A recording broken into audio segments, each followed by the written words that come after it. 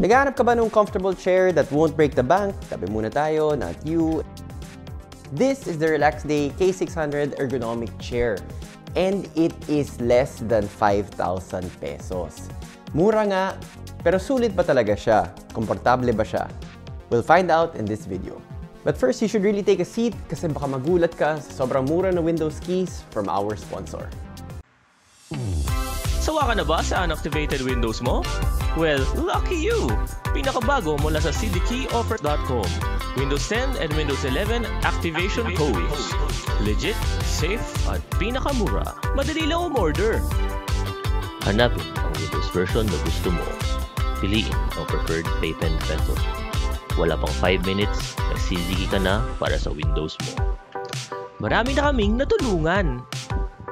Dati, sad and depressed ako. But now, I found the love of my life.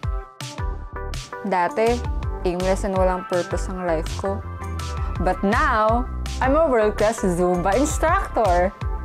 So, web developer ako and content creator for a YouTube channel. And ngayon, ganun pa rin ako pero activated na yung Windows ko.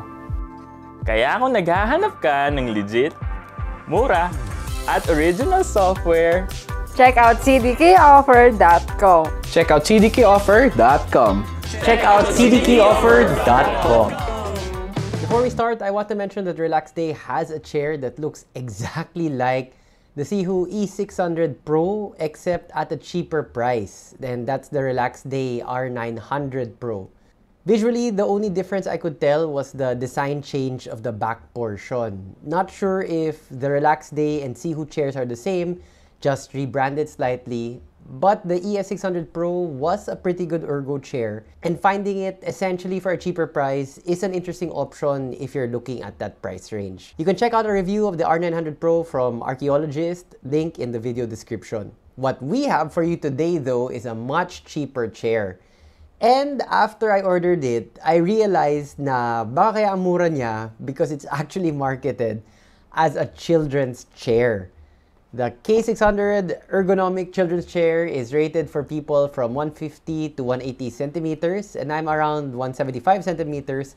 So, pasok pa rin naman ako dun sa recommended dimensions of the manufacturer. So, I'm an adult trying to save money by buying a kid's ergonomic chair. Is that a good idea?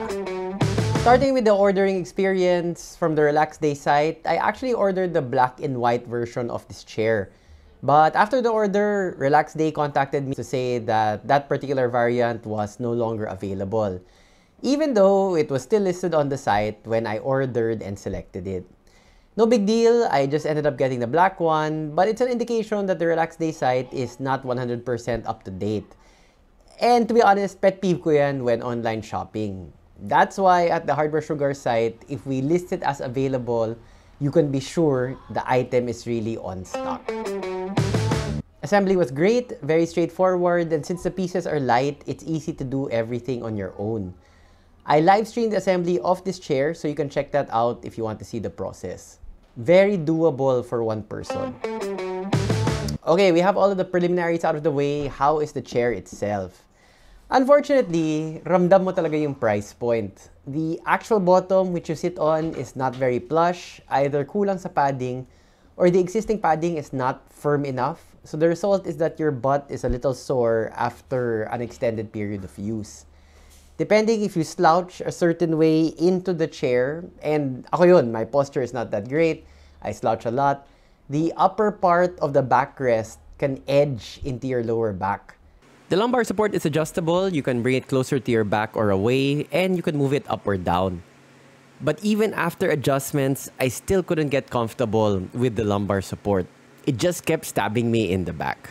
And when you're sitting on it and you rotate the chair, you can feel some resistance from the base of the chair. Like there's something grinding between the stem of the chair, the gas lift, and the actual bottom of the chair. On the positive side, the mesh feels alright on your skin, even after long use. I also appreciate how light the chair is, making it easy to move around. Although that lightness may be double-edged since it is an indication of flimsiness or lack of general quality, which is in keeping with my earlier observations. The armrests can be raised if you're feeling a little crowded, parang na-box in ka, and you want some space. This is an unusual feature which I haven't seen a lot of in the chairs that I've reviewed. Although, di ko rin naisip na it's super useful. Usually, you want the armrests by your side. The headrest does its job well, and its angle can be adjusted. Although you do have to lean a little further into the chair before your head comes into contact with it. It doesn't so much cradle your head as give it a springy surface to rest on. The headrest can be brought up and down, and you can also change its angle. I noticed that in the pictures of the Relax Day site, the design of the headrest is slightly different. On the site, the headrest is connected to a stem which goes up and down. In the actual product, there is no long stem, and it's the headrest itself which can be moved up and down. Small detail, but a little odd that the image on the site isn't 100% accurate with the actual chair. The lean back is also surprisingly springy. The angle, how far you can lean back, is not bad for the price point, but it doesn't get you very far, and since there is a spring back, you need to use your foot to push you into the chair to maintain the lean back position. Not super comfy, but good enough when you just want to break the monotony of sitting up straight.